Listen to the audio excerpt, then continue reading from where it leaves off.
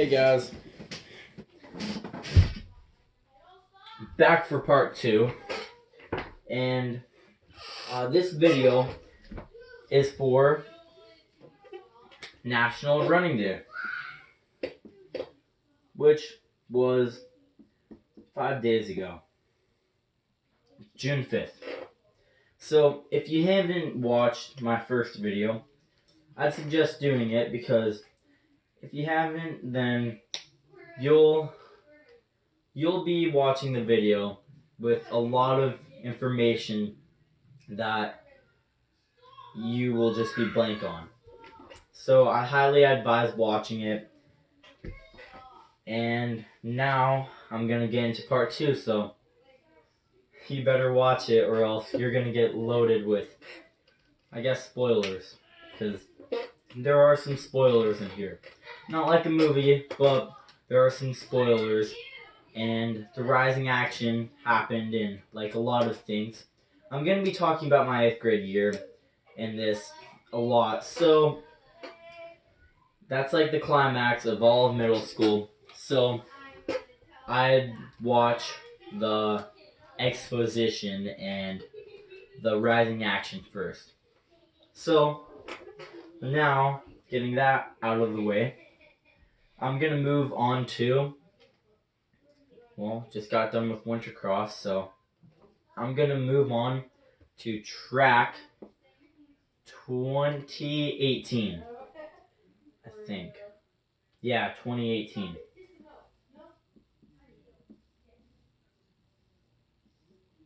So, going into track, I was a 7th grader. And I was so excited to be in track again.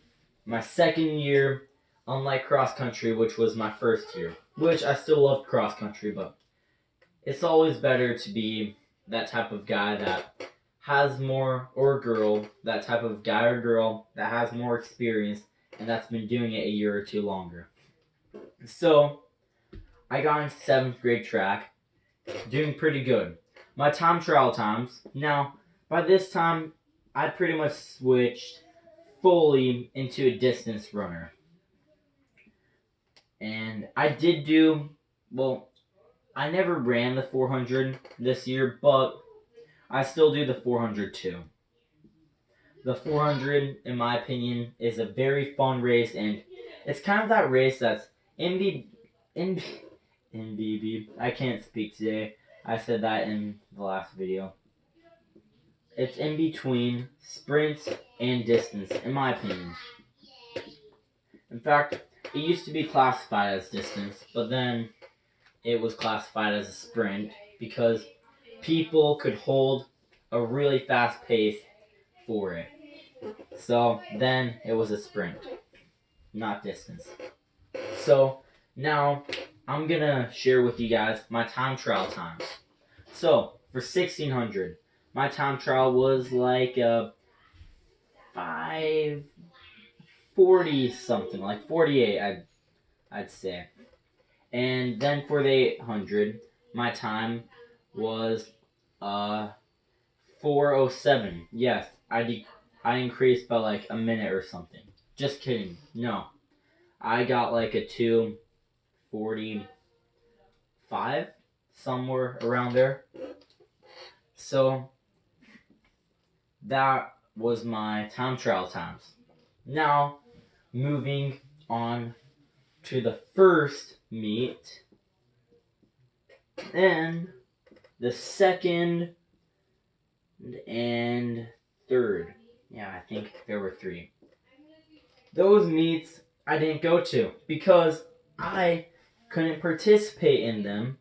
Yes, just like cross country and track last year, like the year before this one. I got sick that year in track and missed like a meet or 2. Then cross country, I missed 2 meets because I sprained my ankle. Then going into this track season, I missed 3 meets. But why is the question? The answer to that is because I had bad grades. And that is very disappointing for me because I I really I really don't want to be that student with bad grades. And my GPA was actually somewhere around like a 1.5.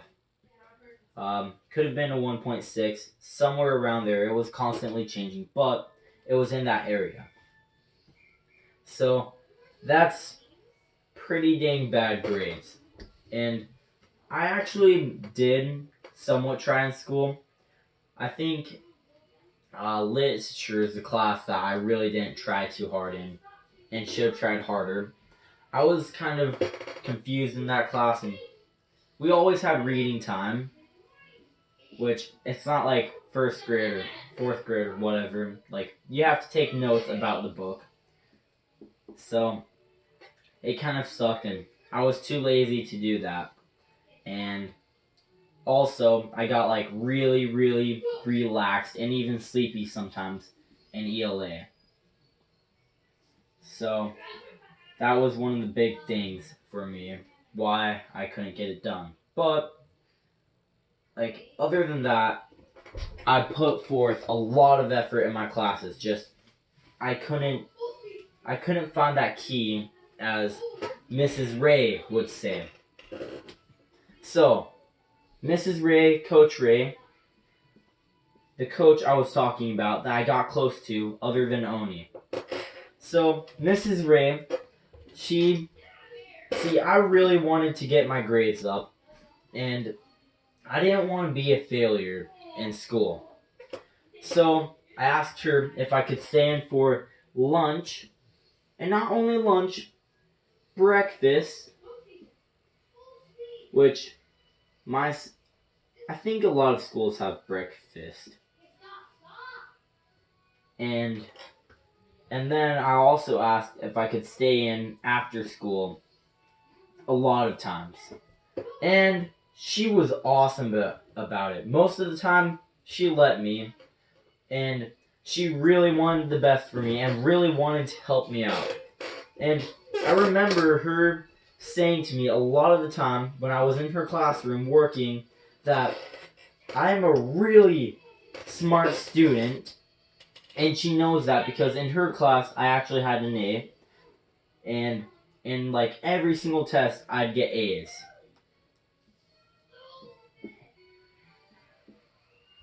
So she said that I was very smart and that I proved it to her in her class. And that I'm a really good kid and I've just got to find that key. And she helped me tremendously. I didn't find that key quite yet. Took me a while, but I got my grades up back to a 2.0. No F's. So I was eligible to compete for track, but I wouldn't have if Coach Ray didn't help me out. So major thanks to her. She is an amazing coach, and I love my coaches and my peers so much. And she is very awesome for helping me out. It really did mean a lot to me. So now, because of Coach Ray, I finally could compete. Fourth meet, but first for me was Valley View. In Valley View, that's actually the main school in our district. The whole district's named after that school. And our website's even valleyview.org. So, normally it's a pretty good school, but with track and cross country, our school is better. Sorry, Valley View. And although I did know a lot of people there from winter cross country, and I was friends with a lot of people. Mainly Aaron. I got really close with Aaron. And I saw him that meet. And that Valley View meet was actually the last meet of the whole track season for normal people. you had to qualify for the last two meets. So I was trying very hard that meet to qualify for YMCAs and possibly districts. And I ran my two races, 16, which is pretty much a mile. It's like 20 meters off, and then 800, which is pretty much half a mile, like 10 meters off or something. And that race for my 1600 and 800, I got pretty close to my time trials, like a 5:43 or whatever for my mile. And I'm pretty sure for the 800, I got a 2:43. No, got a 2:38. So that race, that meet was very good, and I PR'd on the 800 at least, and I don't know about the mile. I was right on pace for both. So I actually was like very close with Aaron when it came to speed, and I tried to hang with him on the mile.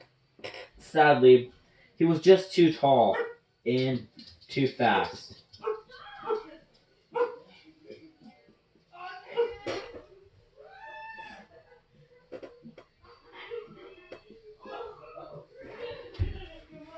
But he didn't finish too far ahead of me. My goal for that race was just kind of to stick with him and try to battle it out with him. And I couldn't, but it was a good race still. And I qualified for the YMCA and almost qualified for districts. But, see, top 3 people, or top 2 people, depending on which event you do, but for distance, it was top 3 people make it to districts. Top 2 for others. And here's the thing. I was so close to that number 3 spot. Braden and I, that guy that I talked about from Wintercross, that was right behind me in cross country, he was like neck and neck with me. So Braden and I were kind of competing for that spot. And for those of you that don't know, my name is Zakin. So, yeah, we were competing for that number 3 spot. He was a 6th grader, I was a 7th grader. But still, we were both just about equal speed, and we both wanted it. But I didn't make it. I was 4th. And he was 3rd, so he made it. And you know what? I feel like, honestly, he deserved it more than I did, because he, unlike me, had good grades, and he didn't get F's, didn't get any bad GPA. He was right on top of it, and he trained very hard for it, so he deserved it. And that was pretty legendary, a 6th grader going into districts. That's not something you see every day. So, thing is though, I didn't miss districts. I went there as a backup for the 4x400 relay team. And that whole time I was thinking to myself, I am not gonna make it running. And also, might as well give them a shout out too. This, I'm just gonna call her Kay. I don't know if she wants her name out there too. But 2 6th grade girls made it to districts too. So that was very outstanding too. The 2 6th grade girls were K and T. Oh yeah, super awesome. And I was actually like a little bit, what would the word be? I don't know. I kind of felt out of a league a little bit because I was like a 7th grader and I just made it for a backup. And then those two made it for full events, made it for quite a few events, and they did awesome. They both made like the number 2 or 3 spot. Oh no, I think they were on relays. So they were like 3 and 4 runners. But still, I made it as immediately backup and they full on qualified. But congrats for them. I should stop moping. Because, well, my time will come. It already did kind of come, which I think my time's going to come even more too. Because I think the type of runner I am, I'm kind of that runner that kind of starts, well, yeah, in the 6th grade I started from bottom, made it to like middle, then made it pretty close to top, and for this year I was top with Braden, of course, because as you'll learn later, we are a duo. So my time will come after this race, and it will come for this race because even though I was a backup, I did get to run because this guy named Isaiah, there's this Isaiah that I'm really good friends with. I didn't talk about him though. My bad. There's this Isaiah I'm really good friends with. It's not him. It's another Isaiah. Really good at sprints. And he wasn't there. So, the 4x4 team consisted of Logan. I'm not going to say his last name. Never mind. Because, well, first names are enough. And then Dylan K. Not my best friend Dylan, but he is pretty cool and we are friends. And then Ronaldo. Dylan was in that California video. And Ronaldo, I talked about him in part 1. Logan, I didn't talk about him enough, but he was the number 1 runner for cross country. Dylan was number 2. So something you'll see a lot is, at least with my team and quite a few others, distance people fit into the 400 pretty good too. It's like the perfect mix of sprinters and distance runners. So, here's the thing. For me being a backup, okay, well, I was a lot shorter than them. For one, I was a 7th grader, they were 8th graders, and their times blew mine out of the water. They all had under a minute. 60 seconds. And then here I was at 70 seconds, or 1 minute and 10 seconds. So I was way slower than them, and that got them freaking out because they wanted to take the gold, and one of the best runners wasn't there, a runner who could break a minute pretty easily. And then I was there. But, like Ronaldo was in track, he was all cool about it. And the others. They were, mainly Ronaldo, but the others too, they were telling me I could do this. Just get a minute. And then they were like, actually, just do your best, okay? Just run harder than you've ever ran before. And I was very shaky, okay? I did not want to let them down, and I was the only chance Sage had for that 4x4. So, Ronaldo ran the first leg. He gave it to me. I ran the second leg. Then, I'm pretty sure it was Dylan. Then, it was Logan. We finished in 3rd place. So, that's not exactly what we were aiming for, but I did run my fastest ever 400 by only a second, but still a second goes a long way in 400. So they were very proud of me, and they were very nice, even though I wasn't what I was supposed to be. I was there, and that's what mattered to them. So they were very cool about it, and since we were in third, we got medals. And I have my medal right here. First ever medal I got. So that was very exciting for me. And really, I kind of was hungry for an individual medal, but I took what I could get. And I'm very proud that I got to get that medal and be a backup runner that turned out to actually run. So I was needed all along.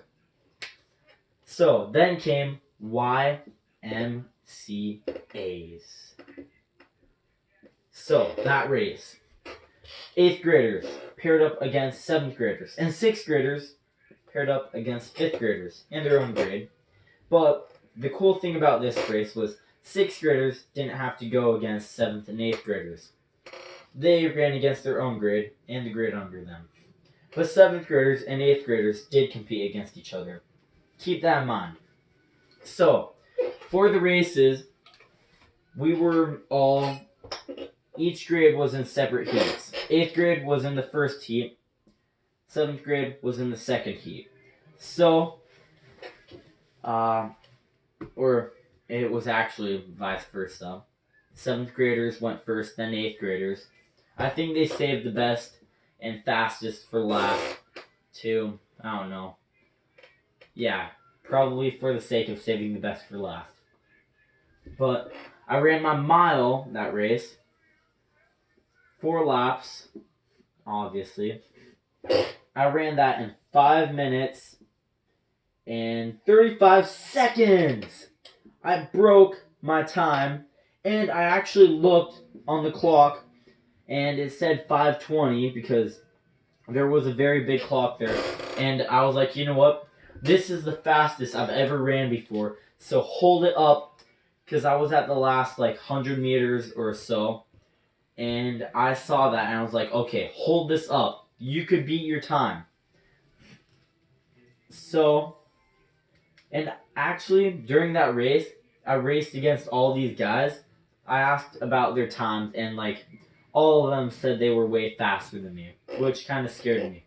But it turns out I actually didn't play so bad, and I got 7th place, which top 6 get medals.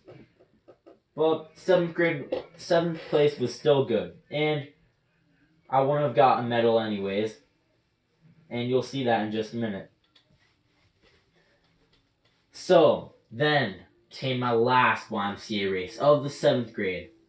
2 laps, 800 meter. So that race, I ran an outstanding 3rd place. And at the last 100 meters, it was even more tense because I was in 4th place and the 5th place runner was right behind me and the 3rd place runner was right in front of me.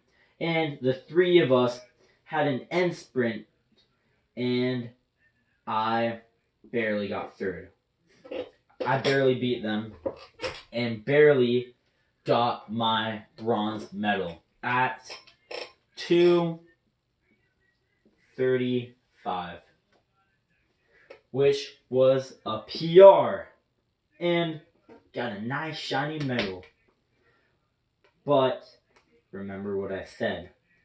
8th graders were in the equation, and I didn't get a medal because I wasn't faster than the 8th graders. So I was very bummed out, waiting for my medal, and I didn't get it. Didn't get to step on the podium like I thought. So I was determined to get it next year. And that's the end of the 7th grade. Going into 8th. So, 8th grade. It's the final year. Okay? Last chance to be awesome! So, I ran summer cross country and only lowered the miles that were required because, like, no one could get the highest mileage club. The most people would get is 200 miles. So he lowered the highest to 150 and the second mileage club to 100. But I was thinking I could still get 150. So I went for that. And unlike the year before, I actually had a pretty good sense of what a mile felt like. And I actually had a pretty good way to track miles. So I ran that. I ran all those miles, and I didn't sprain my ankle. My left ankle. I didn't sprain my right either. Just putting that out there. So I didn't sprain my ankle, and it was an amazing season. Okay, I started out every single practice, even though it's just a warm-up. I wanted to be first every single warm-up. And I actually remember we had the warm-ups, and sometimes we did it on the football area because, well, there was a football game on the track. Not on the track, but in the middle of the track. So we had to practice where the football players normally practice. So, the warm-ups, like I probably said, I think I said, the warm-ups, I always would get first in, even though it's not a big deal, but I still wanted to get first on the warm-ups, and pretty much everything we did, because I was very determined that year, because I was an 8th grader. And first of all, going into the summer, so I was lined up to be second place, and that the first place guy looked like he would be Braden, and then I'd be second. But then this guy, Matthew, came in, which he's a pretty cool guy. He was actually the 4th varsity runner the year before, and normally we just call him Matt or Matthew. And Matthew, he came back with thunder. He was super, super fast. And he totally looked like he was going to be the first place guy, because every single summer practice, he would finish off like a quarter or half a mile ahead of Braden and I. And I normally was like right behind Braden. So I was thinking I'd probably be right behind Braden, be that close number 2 runner, but no. I was lined up for 3rd place.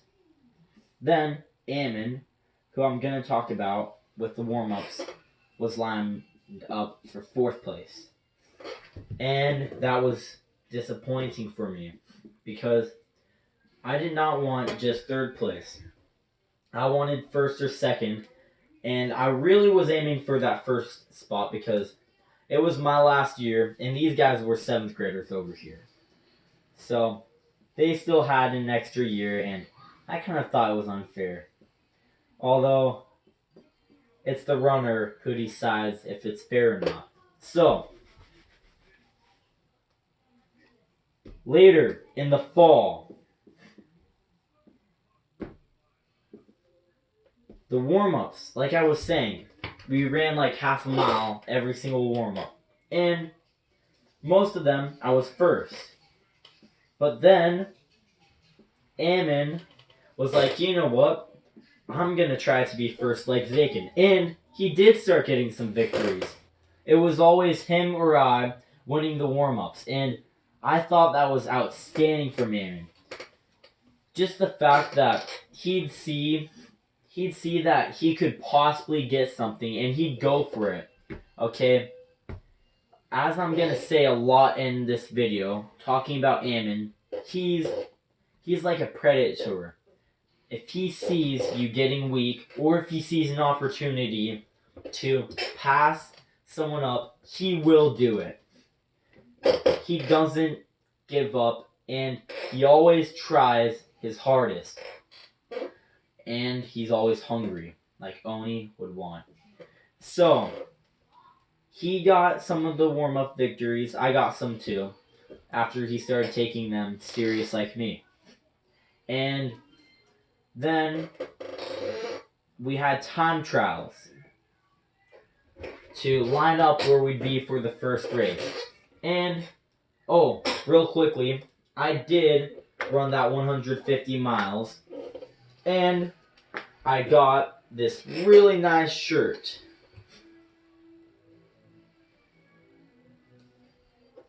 My sport is your sport's punishment. I love this shirt. So, back to the fall season, which we had time trials, right? And time trials, I hope I spelled that right. Time trials went very, very well. I was not third place. I was first place. And then coming in second place was Matthew. Then in third place, just a little bit behind Matt, was Ammon. We both were growing in speed, just like I said we were. We went from bottom to top. So that was an amazing victory for both me and Ammon. And you're probably asking, where is Braden? He got shin splints. Very unfortunate. And for a minute, I'm going to explain what shin splints are. Shin splints are a fracture in your shin. And I'm not to be boastful or whatever, or cocky, but shin splints are obviously, well, maybe not obviously, a fracture in your shin. And it normally comes from, see, a lot of people say it could come from genetics. And they wouldn't be wrong, because everyone has different bone densities, right?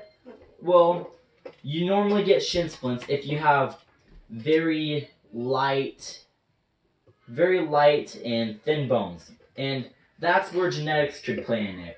If you have thin bones, you could fracture it easier, because hard bones are easier to fracture than thin bones. And the fractures, it's not like breaking them, but it's very painful. And I haven't had long-term shin splints, but on a day where my shins are very, very bad, I kind of get the pain and feel, I'm pretty sure the